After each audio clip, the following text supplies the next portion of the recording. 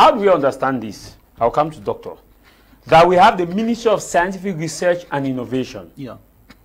And yet, when COVID-19 came, we bought chloroquine from other countries and we didn't have enough research as to how to combat it.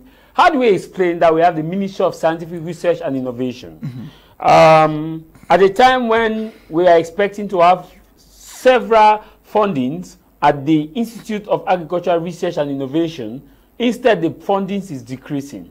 How do we explain the fact that we have the Ministry of Scientific Research and Innovation, and yet we are unable to have healthy products that can be consumed in terms of helping us to meet up with some of the challenges that we have? Let me take, for example, when we had the recent outbreak of COVID-19 pandemic, the Russian crisis also came at the time. We had problem of food.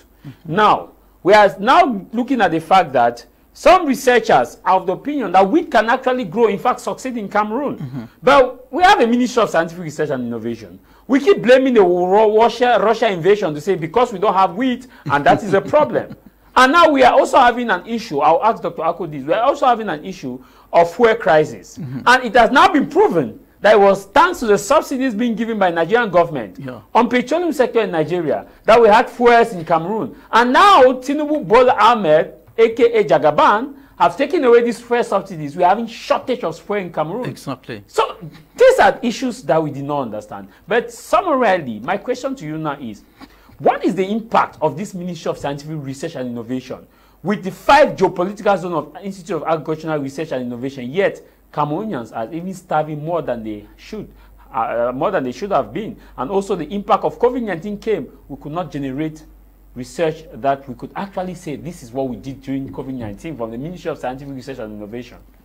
Well, that's a very difficult question for me to answer because I didn't know exactly how she's carrying out her administration with regard to research and development in this country, because under normal condition, a minister of that caliber and occupying that kind of position would have been the first to come in and maybe invite the researchers to sit down under a particular situation to say, let's see what we can do in order to stop this particular situation here. But at the local level, from what I know, is that Cameroon is fed with a lot of potentials. You talk about the case of COVID-19, for example. I want to tell that we have traditional doctors in this country that can solve that problem very easily.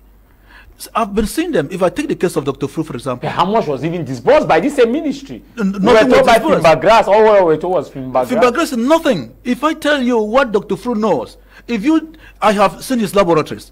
We had seminars, Mr. Thomas Jarvis. We had seminars. We had seminars with Dr. Fru, with my colleagues, professors in the field of medicines. And this guy is not just talking about how you take plants, you mix this and that to make them solve that particular problem. That man has his own chemical formula that he's using. Well-equipped lab. He has an equipped laboratory. He knows, in fact, about 80% of the plants, for example, he knows the chemical composition. And the more to that, this guy knows exactly the human anatomy. He knows exactly what this particular plant, what the juice from that particular plant can do to a particular patient to keep the person out of that particular ailment.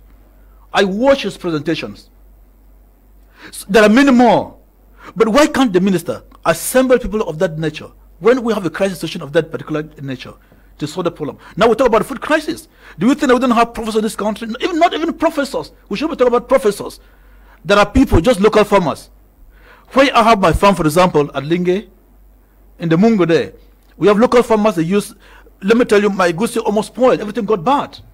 But local farmers came, they told me, Prof, please, you can use this thing like this, just mixing local things in the farm, and then I saw that everything was coming back to normal. Even think about the corn, for example. My corn was almost destroyed. Yeah, we have now the black beetles. Last week those black beetles. But the local guys in that particular area are capable of coming up with a kind of a pesticide which is not destructive.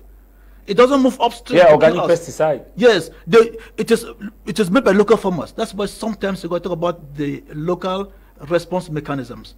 We don't even make use of these farmers. Professor Justin, in the presentation last week, said one of the strong researchers, first researchers are farmers. Exactly. When you are very close to them, you learn a lot of things. And that is what I'm learning now. And then again now, you see, when we start blaming researchers, we start blaming perhaps professors and whatever thing, it is wrong. I think our biggest problem in this country is total lack of motivation from the authorities that be. The political power in this country have hijacked everything from all the sectors of this country. And that's why we are stagnated. Let me tell you, Cameroon can do everything. We have intellectuals. I have visited most universities in this country where I studied, for example. Cameroonians are always the best. Let me tell you, Mr. Tema Jarvis, you are intellectual. If you leave this country, you will know that you are excellent. You do not know that. But in this country, they wrap you and put into the mud. We have trivialized intellectualism. Yes. And now maybe not to be genuine. As I mean, even our students, let me tell you, our students they have wonderful potentials. Even potential that even we, the professors, don't even have. They're very intelligent. But then there's no means, nobody is there to motivate them. That is true. If you have good laboratories in this country, where students can go in, and then they try to discover things from themselves, you will see what these children have, what they can fabricate. Okay. Sometimes you can find students trying to, local children, class 1, 2, 3, 4 children in the primary school, they were making helicopters and they were flying in the air.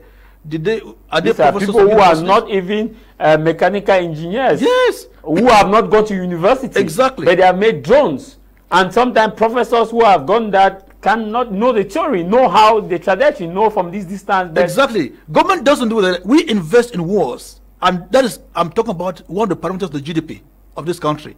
Government investment. We invest in war. But we are not investing in those activities that can lead to the growth of our GDP. Okay.